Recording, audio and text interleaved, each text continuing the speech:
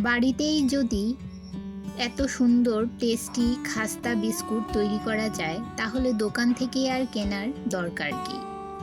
চুলায় চা বসিয়ে তৈরি করে নিতে পারবেন এই বিস্কুট। ঘরে থাকা উপকরণ দিয়ে মাত্র কয়েক মিনিটে তৈরি করে নিতে পারবেন ভীষণ সুস্বাদু খাস্তা এই বিস্কুট। ছোট থেকে বড় সবাই এই বিস্কুট পছন্দ করবে। একটু বেশি করে বানিয়ে নিয়ে একটা এয়ারটাইট কন্টেনারে রেখে 2-3 মাস আপনারা চায়ের সাথে বিকেলের স্ন্যাক্স হিসেবে এই বিস্কুটটা খেতে পারবেন। দেখুন কতটা খাস্তা হয়েছে, আপনাদের একটা ভেঙে দেখাচ্ছি। নমস্কার বন্ধুরা, মনিকাস ফুড খাজানাতে সবাইকে স্বাগত জানিয়ে শুরু করছি আমার আজকের রেসিপি। আশা করি আজকের রেসিপি সবার খুব ভালো লাগবে। বিস্কুট তৈরি করার জন্য আমি একটা পাত্রে নিয়ে নিলাম 1 কাপ পরিমাণ আটা। আপনারা চাইলে আটার পরিবর্তে ময়দাও ব্যবহার করতে পারেন। আর নিয়ে নিলাম ওই কাপ মেপেই 1/2 কাপ গুঁড়ো চিনি। বিস্কুট তৈরি করার সময় অবশ্যই আপনারা চিনিটাকে গুঁড়ো করে তারপর ব্যবহার করবেন। আর দিয়ে দিলাম 1 টেবিল চামচ পরিমাণ গুঁড়ো দুধ। বিস্কুট তৈরিতে গুঁড়ো দুধ দিলে এর টেস্টটা অনেক বেশি বেড়ে যায়। আর দিয়ে দিলাম 1/2 চামচ বেকিং পাউডার ও 2 চামচ ঘি।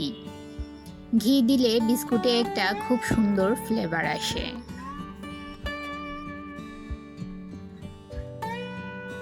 এবারে দিয়ে দিলাম 1/2 কাপ রিফাইন্ড অয়েল। 1 কাপ আটায় 1/2 কাপ রিফাইন্ড অয়েল লাগবে। আর দিয়ে দিলাম 1/2 চামচ নুন স্বাদটাকে ব্যালেন্স করার জন্য।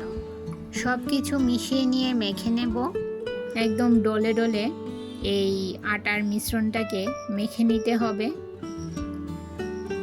খুব সুন্দর করে আটার এই মিশ্রণটাকে মেখে নিয়ে একটা ডোয়ের মতো তৈরি করে নেব। আমি এখানে কোনো জল ব্যবহার করব না। যে তেলটা দিয়েছি সেই তেলটা দিয়েই পুরো আটাটা ডলে ডলে মেখে নেব। যারা এই পর্যন্ত আমার এই ভিডিওটি দেখছেন অথচ একটা লাইক দিতে ভুলে গেছেন, তাদের কাছে অনুরোধ, প্লিজ একটা লাইক দিয়ে ভিডিওটি কন্টিনিউ করুন। আপনার একটা লাইক পৌঁছে দিতে পারে আমার রেসিপি আরও বহু মানুষের কাছে। এই যে দেখুন আটার মিশ্রণটাকে আমি ভালো করে মথে নিয়ে একটা সফট একটা ডো তৈরি করে নিয়েছি। এবারে এই ডোটাকে আমি 15 থেকে 20 মিনিট রেস্টে রেখে দেব। একটা ছোট স্টিলের থালা নিয়েছি, এই থালায় আমি বিস্কুটগুলো তৈরি করব। থালার চারদিকে সামান্য তেল ব্রাশ করে নিলাম, আপনারা চাইলে ঘিও ব্রাশ করতে পারেন। থালার চারিদিকে খুব ভালো করে তেল ব্রাশ করে নিয়ে একটা বাটার পেপার বসিয়ে দিলাম। বাটার পেপারের উপরও আবার আমি আরেকটু তেল ব্রাশ করে নেব। 15 মিনিট পর আমি যে আটার ডোটা তৈরি করে রেখেছিলাম তা থেকে চামচের সাহায্যে অল্প অল্প মিশ্রণ নিয়ে হালকা হাতে গোল গোল করে সামান্য চেপটা করে বিস্কুটের শেপ দিয়ে দেব।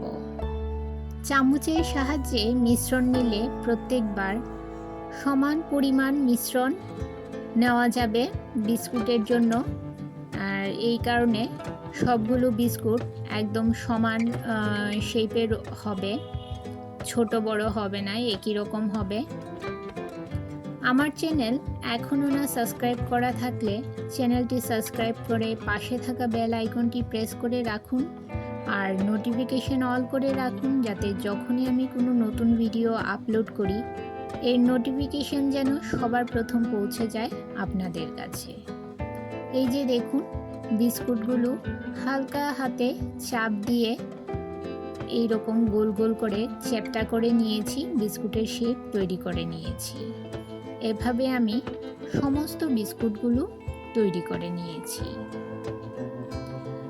আমার এই থালাটা ছোট, তাই এই থালায় একসঙ্গে 6টা বিস্কুট জায়গা হয়েছে। আর বাকি বিস্কুটগুলো আমি পরের ধাপে তৈরি করে নেব। এবারে বিস্কুটগুলোর উপর চিনেবাদাম ছড়িয়ে দিলাম। এখানে আমি কিছু রোস্টেড চিনেবাদাম গুঁড়ো করে নিয়েছি। চিনেবাদামগুলো বিস্কুটের উপর ছড়িয়ে দিলাম আর দিয়ে দেব সামান্য সাদা তিল। বাদাম ও সাদা তিল দেওয়ার ফলে বিস্কুটগুলো খেতে বেশ টেস্টি লাগে।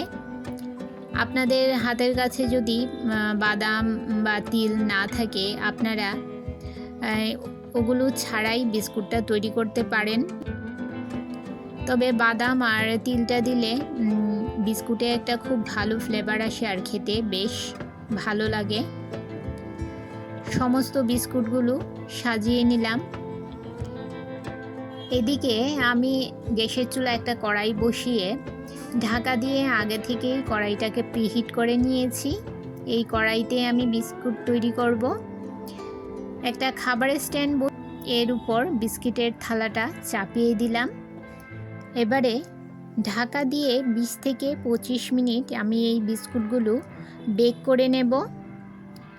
এক্ষেত্রে গ্যাসের ফ্লেম লো থেকে একটু বেশি রাখতে হবে।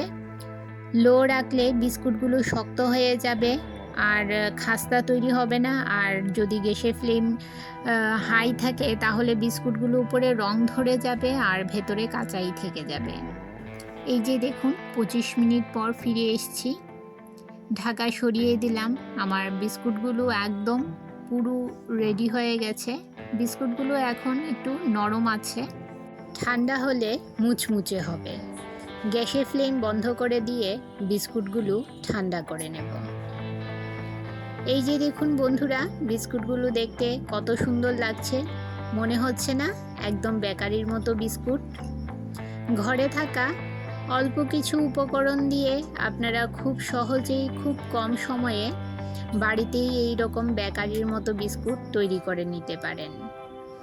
রোজই তো আপনারা চায়ের সঙ্গে বিস্কুট খেয়ে থাকেন, তো এবার থেকে দোকানের থেকে বিস্কুট না কিনে বাড়িতে এইরকম বেকারির মতো বিস্কুট তৈরি করে নিতে পারেন। খুবই সুস্বাদু হয় এই বিস্কুটগুলো, খেতে বেশ ভালো লাগে। বন্ধুরা, আমার আজকের রেসিপি আপনাদের কেমন লাগলো অবশ্যই আমাকে কমেন্ট করে জানাবেন, আর ভালো লাগলে শেয়ার করবেন আপনাদের আত্মীয় ও বন্ধুদের কাছে। এই যে দেখুন বন্ধুরা, সমস্ত বিস্কুটগুলো আমি একটা ট্রেতে নিয়ে নিয়েছি। একটা বিস্কুট আপনাদের ভেঙে দেখাচ্ছি, দেখুন কতটা খাস্তা তৈরি হয়েছে বিস্কুটগুলো। তাহলে বন্ধুরা, আজকে এই পর্যন্তই।